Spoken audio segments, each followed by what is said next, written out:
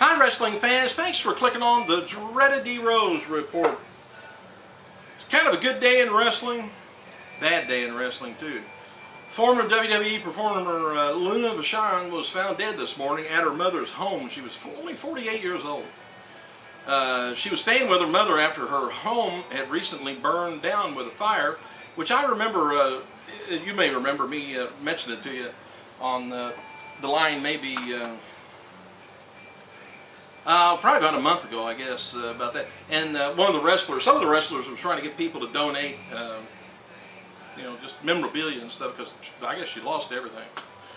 WWE said Miss Vachon was under contract with WWE at various times from 1993 through 2000 and performed, of course, under the name of Luna Vachon.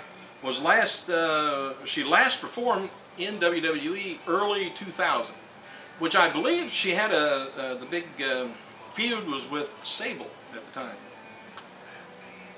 Alright, in an update to the situation though, TMZ, which has got their nose in everything, reports that Vachon was found dead at her mother's home approximately 10 a.m. in the morning, this morning, and according to law enforcement officials, authorities currently do not believe that there was any foul play in her passing. The autopsy is scheduled to be performed tomorrow morning, so I'll let you know as soon as I find out anything. Alright, another one. Tony Osbourne, you got to be an older person to remember this. Better known as Tough Tony Bourne, passed away at his home this morning at the age of 84. And he is the father of the original Doink the Clown, Matt Bourne. The Milwaukee, Oregon, which I never heard of that place, resident, has been in poor health as of late and passing away just as his son was getting ready to board a flight going to Dallas, Texas. Bourne notably wrestled in the 50s and 60s for promoter Don Owens at Pacific Northwest Territory, along with Lonnie Main, and the pair held the Pacific Northwest Tag Team Championships 11 times. Bourne was a 9-time Pacific Northwest Heavyweight Champion. And Bourne's son, Matt, followed in his father's footsteps by entering the wrestling industry. In 1980, he most notably ran in World Championship Wrestling under Big Josh, and with World Wrestling Federation as the first person to play Doink the Clown, which I don't hold that over his head. After his career as a full-time wrestler concluded in the 70s, Bourne ran a well-known real estate business in Milwaukee, and his daughter briefly married to Playboy Buddy Rose. If you could believe that. I didn't know anybody married him. Alright, I'll get to the highlight later here. But anyway, John Cena is going to be appearing at Late Night with Jimmy Fallon on Thursday, September 2nd to promote his movie Legendary. The Sci-Fi Network once again had their TV cameras at the developmental tapings this past week and filmed the matches there, noting before that WWE is planning a next season of a third season of NXT in some form, maybe on their website, which is the only thing I know of. I haven't heard of any cable channels picking it up.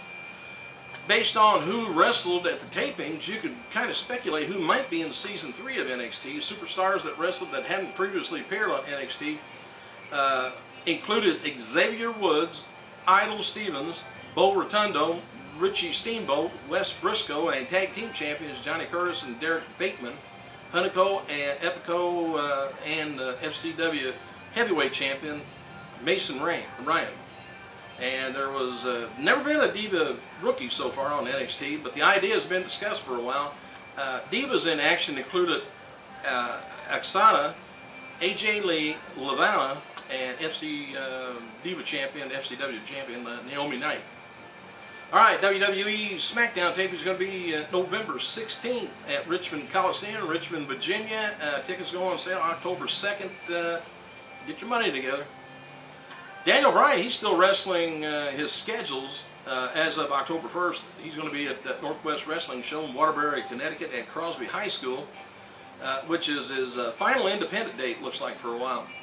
This show is also going to be featuring Carlito versus Sheldon Benjamin, and Mickey James versus, of all things, Awesome Kong, and Tommy Dreamer is going to be there. Sting versus Great Muta from 1991 FCW, or rather FCW, the WCW New Japan Super Show in Tokyo, Japan, will be one of the matches on WWE's upcoming Wrestling's Highest Flyer DVDs. That should be a real good DVD. TNA has a new Android app available at Android Market. The app features TNA news and videos and Twitter feeds, wrestlers' information, and all kinds. Anyway, the app's going to be released for iPhone soon, so just hold on.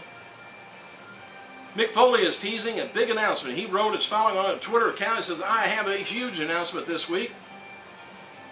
Not just a plug for the show or a book, but something really big." Alright, for the highlight, Stephanie McMahon gives birth to her third child yesterday. It's a baby girl. Name of the child is yet to be publicly disclosed yet. Linda McMahon confirmed earlier this year on her Twitter account that Stephanie was pregnant by her third child and is visibly pregnant at the rally event for Linda's Senate campaign, and was rumored at the time that Stephanie was due in August, and they told us the truth for once.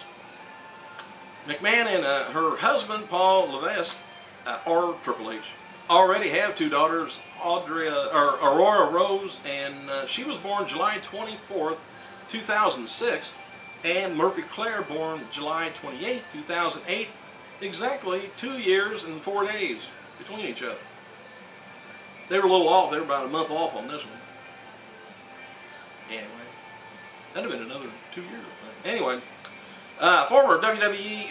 This is weird. You think you hear everything, and something else pops up.